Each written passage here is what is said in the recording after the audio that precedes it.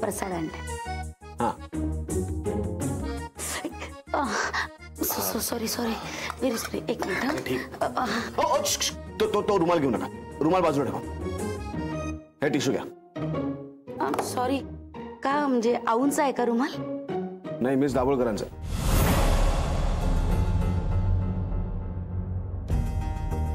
अच्छा. सॉरी.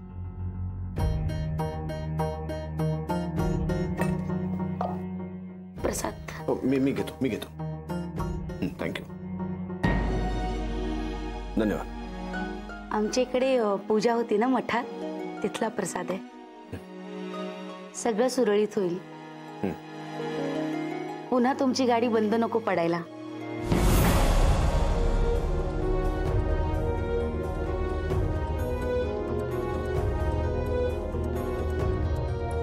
येते. एक मिनिट. हाँ. मिस दाभोळकरांना पाठवा.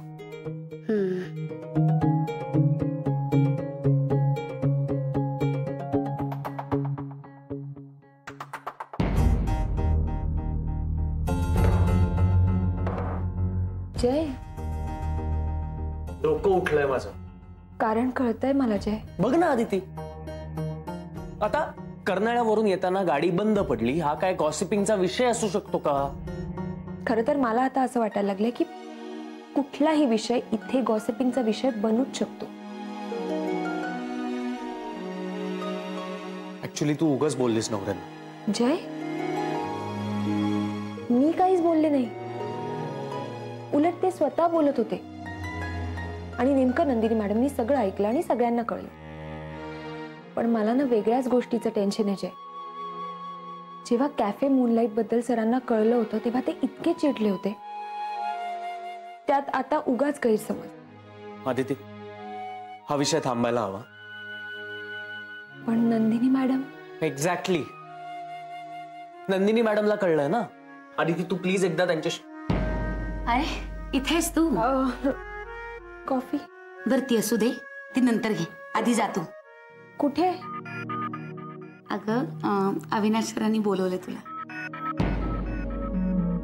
कर्नाळ्याहून परत येताना त्यांच्याकडे काहीतरी विसरलीस ना तू. हा तेच, त्यासाठीच बोलवलंय त्यांनी तुला. पण नंदिनी मॅडम मी आता काही बोलू नको. जा जा लवकर जा.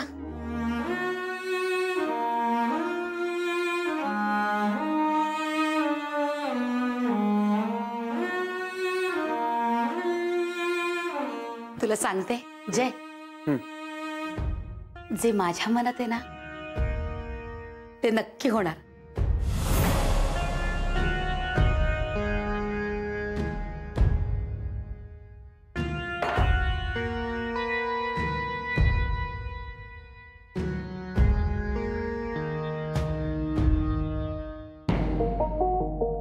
Sir, may I come in?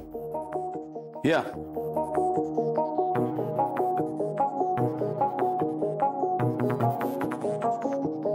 Miss Dabholkar, तुम्ही कोणाला काही सांगितलं? एस्पेशली नंदिनी मॅडमला? सर काय झालं? मी तुम्हाला याआधी सांगितलं होतं की माझा तुमच्यावरती विश्वास आहे, तुम्ही कोणाला काही सांगणार नाही. पण तुम्ही मात्र आपण कर्नाळ्यावरून येताना गाडी बंद पडली हे सगळ्या ऑफिसला सांगितलं. सर मी? हो तुम्हीच. आता म्हणू नका मी सांगितलं का म्हणून. तुम्ही जर सांगितलं नसतं तर नंदिनी मॅडमला कसं कळलं असतं? मिस दाभोळकर, आपण प्रोफेशनल मीटिंगसाठी गेलो. येताना वाटेत आपली गाडी बंद पडली. याला आपण काय करू शकतो? ती सुरू करण्यासाठी आपण सगळे प्रयत्न केले. तुम्ही तिथे होतात, पण तरी तुम्ही या गोष्टीचा इश्यू केला. सर एक मिनिट. सर प्लीज माझं ऐकून तर घ्याल. काय स्पष्टीकरण द्यायचं तुम्हाला? सॉरी सर, पण मी कर्नाळ्याचं कोणालाच काही सांगितलेलं नाहीये.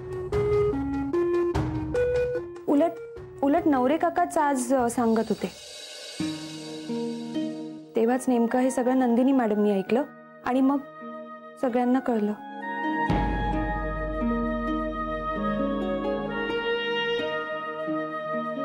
तर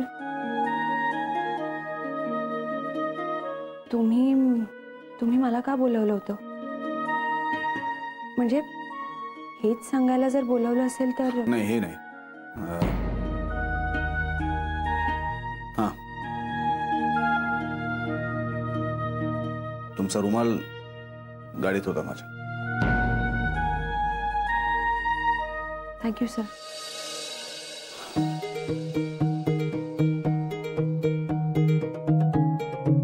सर, तुम्ही याबद्दल मला विचारलं, पण मला असं का वाटतंय की कर्नाळ्याबद्दल तुम्हीच नवरे काकांना सांगितलं.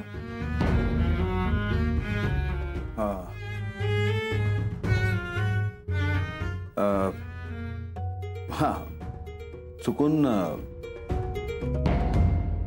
बोलून गेलो मी, म्हणजे चुकून झालं. होतं असं कधीतरी. नकळत आपल्या हातून चुका होतात आणि त्याचे परिणामही आपल्यालाच भोगावे लागतात. फक्त त्या चुकांची जबाबदारी कुणाला तरी घ्यावीच लागते.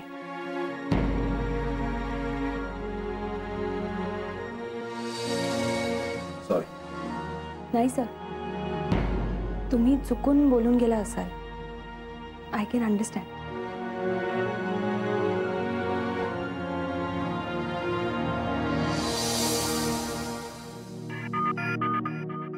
हे काय आदिती मॅडम कुठे आहेत? कुठे असणार नवरे? केबिन मध्ये. मला वाटतं एवढ्या वेळ तर सध्या तुम्ही सुद्धा नसता सरांच्या केबिन मध्ये. अगं असेल काहीतरी महत्वाचं काम, आणि शेवटी माणूस बघूनच जबाबदारी दिली जाते ना. हो म्हणजे काय, सध्या एकच जबाबदार माणूस आहे ना ऑफिस मध्ये. नवरे, तुमच्या जबाबदाऱ्या कमी झाल्या असतील ना जरा आता? माझी कुठलीही जबाबदारी कमी झालेली नाहीये आणि अजूनही काही महत्वाच्या जबाबदाऱ्या सर माझ्यावरच सोपवतात. हो ना, मग का शकता आदिती मॅडम ना? ही कर्नाळा प्रोजेक्टची सॅम्पल ब्रोशर्स आली आहेत, ती द्यायची होती. नवरे एवढंच ना? द्या ती ब्रोशर्स. अहो मीच बनवली आहेत ती, बघतो मी. द्या द्या द्या द्या, त्याला द्या ती ब्रोशर्स. तो पण काम करतोय ना आदिती मॅडम बरोबर या प्रोजेक्टवर. आहे, त्याला कर्नाळ्याला जाता आलं नाही ना बिचाऱ्याला.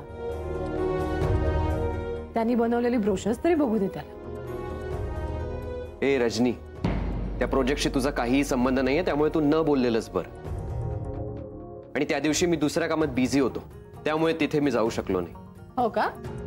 मग तुझं ते दुसरं काम दुसऱ्या दिवशी झालं असतं. तुझं जाणं अचानक कॅन्सल कसं काय झालं? ए रजनी, तुझ्याशी ना न बोललेलंच बरं. हा, मलाही तेच वाटतं. वाटेल ना, वाटेलच. नाही, तुम्ही पण मॅडमचीच बाजू घेणार. कितीही झालं तरी तुम्ही तिच्या घरी जाऊन कम्प्युटर शिकलायत ना. रजनी, अगं तर नको तो विषय नको तिथे घेऊन जाण्यात काही अर्थ आहे का?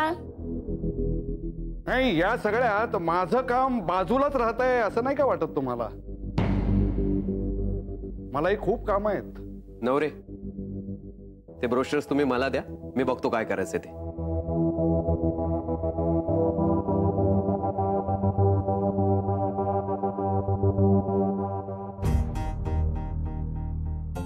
चांगलंय. ब्रोशर्स बघणार कोण, डिसिजन्स घेणार कोण? अदिती मॅडम शिवाय दुसऱ्या कोणाला से आहे का या ऑफिस मध्ये? काय अमित? हा, काय रे जय? बरोबर बोलतेय ना मी? रजनी, त्याला काय विचारतेस ग तू? मी सांगतो ना तुला. अदिती आणि मला हे प्रोजेक्ट इक्वल लेवलवर मिळालंय आणि ती माझी बॉस नाहीये, मी तिला काहीही विचारत नाही. आम्ही दोघेही मिळून डिस्कस करतो. वा, तुझं कॉन्फिडन्स मस्त आहे अमित. पण काय आहे, आता मॅडम आत आहेत, त्या बाहेर येईपर्यंत वाट बघ डिस्कशन करायला.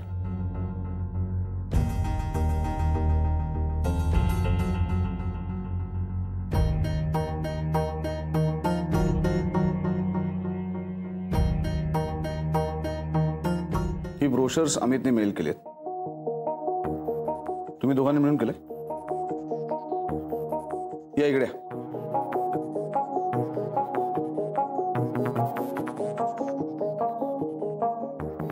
हा पॉइंट हायलाइट नको व्हायला. आपण क्लायंटला कमिट केलेला पॉइंट आहे हा, तो अंडरलाईन व्हायला हवा ना. हो सर. मिस जावळकर, नॅचरोपॅथी आपण म्हटलंय, फॉरेन क्लायंटसाठी खूप महत्वाचा पॉइंट आहे हा. त्याचं ब्रीफ इथे यायला पाहिजे. हो सर. केवढ्या सिली मिस्टेक्स आहेत. मिस जावळकर, आपण काय विकतो हे महत्वाचं नाहीये, क्लायंटला काय पाहिजे हे जास्त महत्वाचं आहे. Are you getting me? Sorry sir. आता सॅम्पल प्रिंट रेडी व्हायच्या आधी त्यातल्या चुका रेक्टिफाय करा आणि मला फॉरवर्ड करा. हो सर. मिस जावळकर, कर्नाळ्याचं प्रोजेक्ट हे आपल्यासाठी खूप महत्वाचं आहे, खूप युनिक आहे. या प्रोजेक्टकडनं मला खूप आशा आहे. हो सर. सर, अमितच्या एक्सपिरियन्समुळे खूप मदत होईल मला, आणि हा प्रोजेक्ट सक्सेसफुल करण्याचा आम्ही नक्की प्रयत्न करू. गुड. आणि सॉरी सर, त्या चुका नकळत आपल्या हातनं चूक होते मिस जावळकर,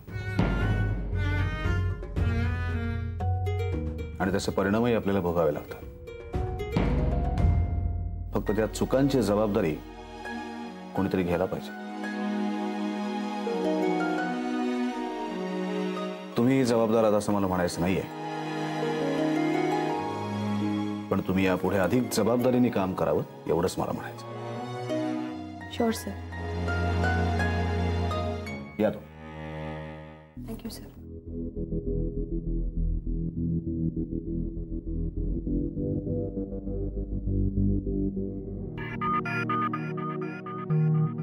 बरं झालं आदिती तू आलीस. हे बघ, हे सॅम्पल ब्रोशर्स आहेत, मी चेक केलेत सगळे. हो चालेल, पण अमित, काही चेंजेस करावे लागतील यात, आणि मग सरांना फॉरवर्ड करावे लागतील. चेंजेस? पण मी सगळं चेक केलंय नीट. नाही, माझं आत्ताच सरांशी बोलणं झालं. काही पॉइंट्स आपल्याला यात हायलाइट करावे लागतील, आणि नॅचरोथेरपी बद्दल ब्रीफही ऍड करावे लागतील. ओके. करावे लागतील, करावं लागेल, आणि करूया का, हा फरक असतो आम्ही.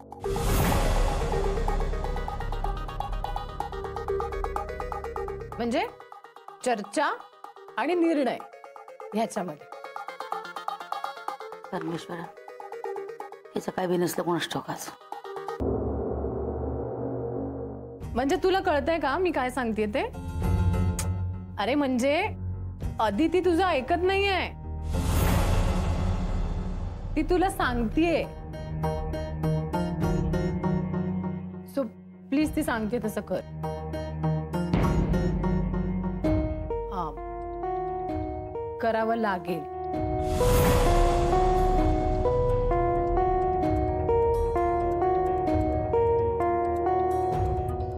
रजनी, तू तुझ्या सगळ्या लिमिट्स क्रॉस करतेस, आणि हे बरोबर नाहीये. हो,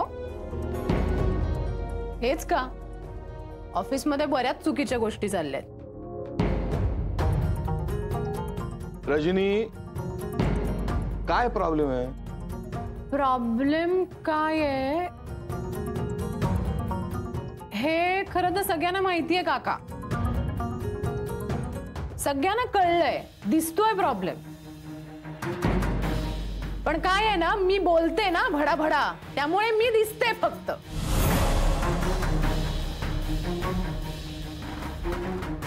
रजनी, अगं कुणालाही काहीही प्रॉब्लेम नाहीये. सगळी जण आपापली कामं करतायत. हो, पण सगळ्यांना आपापलं काम करायला मिळत नाहीये ना नंदिनी मॅडम. नाही, तुम्ही सांगा, मला सांगा, या आधी जेव्हा नवीन प्रोजेक्ट यायचं तेव्हा सरांना कोण आठवायचं? मी किंवा तिलोत्तमा? आता मी आपले माझे क्लायंट सांभाळत बसलीये आणि तिलोत्तमा जुन्या मीटिंग्स करत बसलीये. नवीन जबाबदारी कोणावर विश्वासाने टाकली जाते का? आपल्यापैकी कोणावर? त्यासाठी फक्त आदिती, फक्त. हो, आत्ता प्रॉब्लेम माझ्या लक्षात आलाय.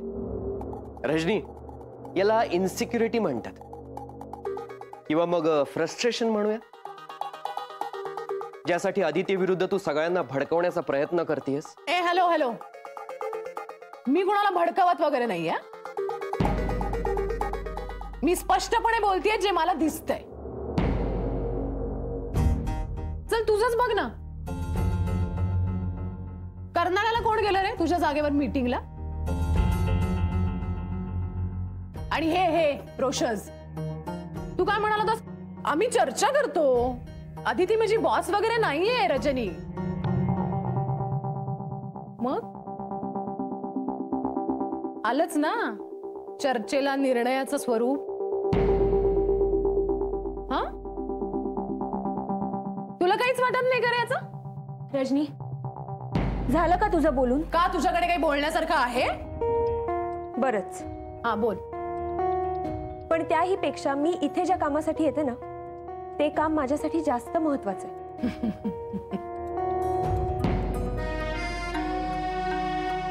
आणि आम्ही बोलतोय ना, आमच्या कामाच्या संदर्भातच बोलतोय. झालं. तसंही खूप अंडरस्टँडिंग आहे आमच्यात. असेलही, पण मी तसंही तुझ्याशी बोलत नाही, मी अमितशी बोलते. So please. रजनी बाई, जरा शांत हो आणि आपापलं काम कर ना. करू दे ना, मी कुठे रोखलंय कोणाला? काय हात धरून थांबवायला गेलीये मी? माझं म्हणणं एवढंच आहे, आमच्या ऑफिस मधलं वातावरण बदललंय, कामाची पद्धत बदलली आहे आमच्या ऑफिस मधली. रजनी, तसं काही नाहीये. तसंच आहे काका, तसंच आहे. आदिती आल्यापासनं सगळं बदललंय आपल्या ऑफिस मधलं.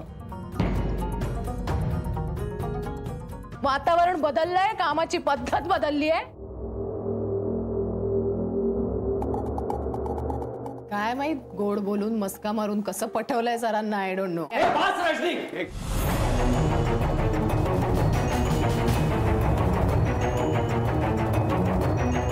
बघाचपासून सगळे तुला समजवण्याचा प्रयत्न करतायत, तुझं आपलं तेच चालू आहे. प्रत्येक गोष्टीला ना एक लिमिट असते. का तुला त्रास होतो फार तुझ्या बॉसला बोलल्यावर? हो, आदितीला काही बोललं की मला त्रास होतो.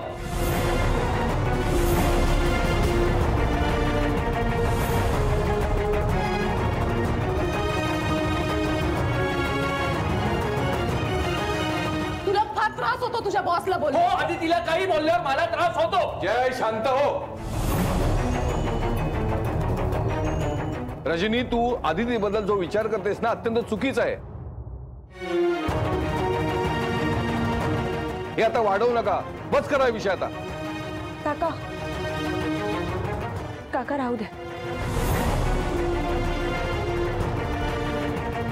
तिला बोलून काही उपयोग नाही आणि कोणीही काहीही बोलू नका. तिला मला बोलायचंय ना, मग बोलू द्या. माझ्या समोर बोलू द्या, म्हणजे मग मी उत्तर देते.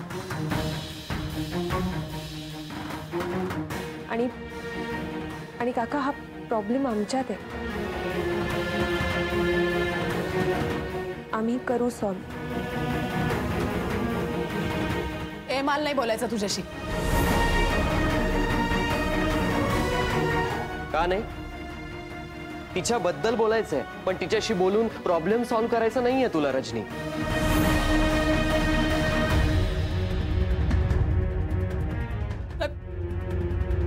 मला कोणाशी काही बोलायचं नाहीये.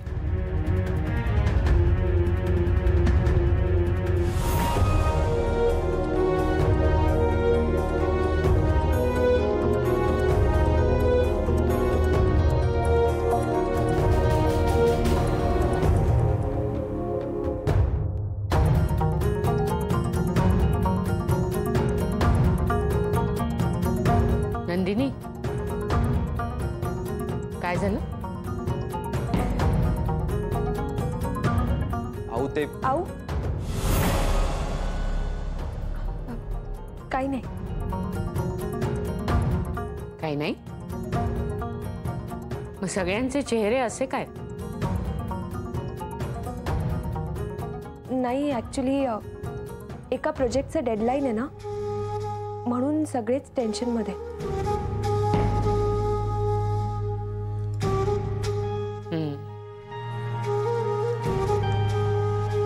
इतकंच ना?